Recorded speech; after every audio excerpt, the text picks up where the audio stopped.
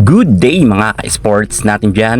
Choco Mucho versus Creamline Cool Smashers para sa semifinals. Ito na nga ang pagkakataon ng Choco Mucho para talunin nila ang kanilang sister team. Makalusot kaya ang Choco Mucho? Dahil alam rin natin na talagang solid ang Creamline Cool Smashers at never pang nanalo ang Choco Mucho nga pagdating sa prelims dito nga sa CCS.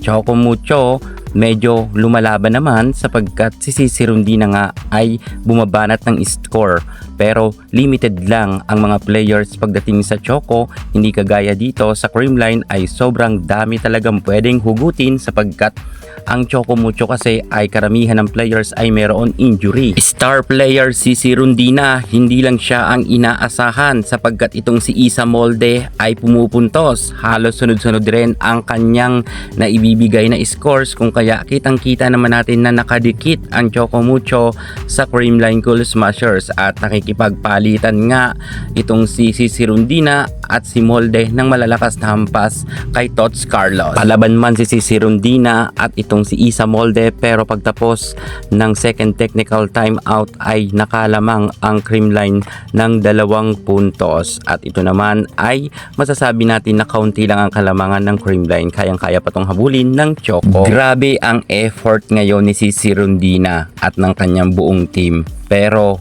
medyo inalat nga sila bandang last part ng kanilang game sapagkat sunod-sunod nga ang kanilang error at ito ngang si Sirundina ay nabablocks pa.